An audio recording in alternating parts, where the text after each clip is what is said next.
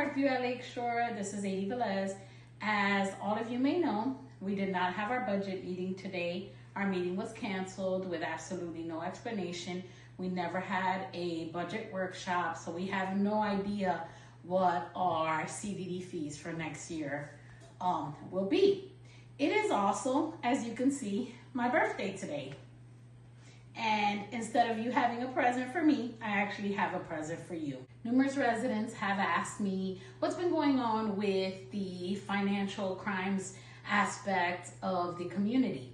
As many of you know, we have been working with the Osceola County Sheriff's Financial Crimes Department. We actually have had 3 different detectives working on our case. Numerous residents have actually met and spoken with these detectives. Well, I have some great news for you, some great birthday news for you. The case is now being handled by the Florida Department of Law Enforcement, the FDLE, which is super exciting, super amazing for our community. They've actually asked to take over the investigation. I want to send a huge shout out to Debbie Sertucci, who's been helping me every single step of the way. This woman is absolutely amazing. Where there is no way, Debbie finds a way. I also want to thank one of the residents who actually got our binder in the hands of our state attorney, James Uthemeyer. So that is also wonderful and amazing, and a big shout out to the community member that was able to do that. So these are the things that were in the binder that we have asked the FDLE to investigate. As you may know, the CDD did not pay, 3 of the board members did not pay their CDD assessments like the rest of the community. As you know, we pay the highest CDD in Osceola County, but our board members assess themselves at 0. So Victor Cruz, Badia Strachan, and Cesar Goichet assessed themselves at 0. They did end up paying their CDD, but not until the community retained an attorney and brought it to their attention and asked them to step down. So, and these are other things that I'm going to let you know that were in the binder that we asked them to investigate. Another thing is that there was an overpayment to Victor Cruz for $64,000. So it came up in November of 2023, December of 2023, January of 2024, February, I did not get any of the financials. And then in March, it completely fell off with no proof that that money was deposited in our account. We also pay the highest management fees in all of Osceola County, 5 times higher than any other community, including Celebration. We also pay 5 times higher for our attorney, again, even higher than Celebration.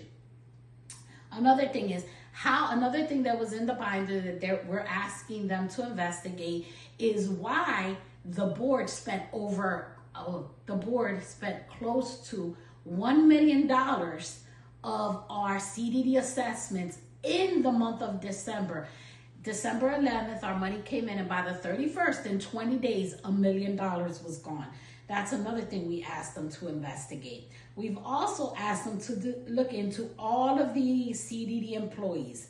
We were paying CDD employees to do landscaping in our community, but we were also paying Angels Landscaping, which was owned by our CDD president, Victor Cruz, for the same exact work, for the landscaping work. We also, that is a company that Victor not only owned, but used a co-worker from Valencia's name and signature without her permission on his invoices. Another thing that we asked was, why was his son making $1,000 a week, working 50 hours a week? I personally, in 5 years, maybe seen his son 3 or 4 times working in the community. Yet, in the 16 months of statements that I received, he never missed a day of work. He was also paying his girlfriend, Angela Maria Restrepo, $800 a week to work. When we had 3 CDD employees, 3 female CDD employees that were cleaning and maintaining the clubhouse, the gym, and the bathrooms. Another thing that we asked them is, why did all of these CDD employees receive a $500 Christmas bonus and our management company was given a $10,000 Christmas bonus. Some of us were struggling to pay for gifts for our children and our loved ones, yet we handed over $10,000 of our money to the management company as a Christmas bonus. Another thing that we asked is, why was the park on Grassmere for the kids removed with no engineering report, and they paid a company that didn't even exist $10,000 to remove the park? Another thing that we asked to be investigated is numerous checks made out to the CDD president. There were checks made out to Victor Cruz in the amount, one check was in the amount of $120,000. That's just one check, not including other checks that were in his name. So we asked for that to be investigated. Another thing that was in the binder is, where is our lawn equipment? Where is our ATV that we paid for, that we have receipts for, our $18,000 ATV? Where is our fountain? Where are the pool chairs? Where are the pool tables that were by the chairs? Where are the pool umbrellas? All of that is absolutely gone. We have no idea where it is. Another thing is that where there were checks written out to Robinson's Wetlands for work, there was one check written out for $25,000 written out to Robinson's Wetlands, but yet cash by Victor Cruz. There was work done by Aquatic Weeds and Robinson's Wetlands that were the same exact work that we asked to be investigated.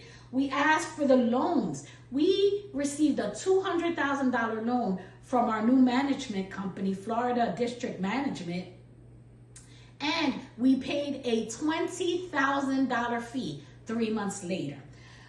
We also paid a predatory loan we borrowed $100,000 from Michael Iacovone, who just happens to be our CDD attorney, Gina Calhoun-Perez. How are you, Gina? We paid with an additional $30,000 fee, which is absolutely predatory. So, and we paid it back in 3 months. So we want that to be investigated. Also, there were checks written in Caesar's name. So Caesar actually painted a gazebo that's still in raw wood and has never been painted for $4,000. Caesar, who no longer lives here, bought a house in Texas, but used his address, used Victor Cruz's address on Solitude as his voter registration to remain on the board. We want that investigated. We want the two loans that were taken out by Valley Bank in the total of $4 million, which we have to pay back.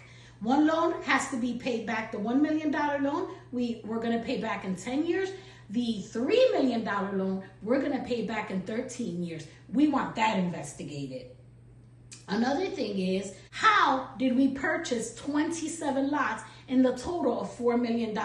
And why did the board try to sell 8 lots to D.R. Horton, leaving us with a $1 million deficiency? So we were liable for that $1 million. Investigate that as well.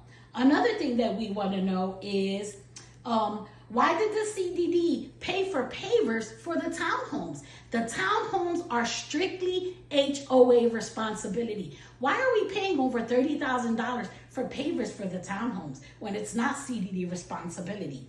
Why did we pay $1 million for a dock that has completely collapsed? The dock is warped and it's already broken, and yet we paid over $1 million.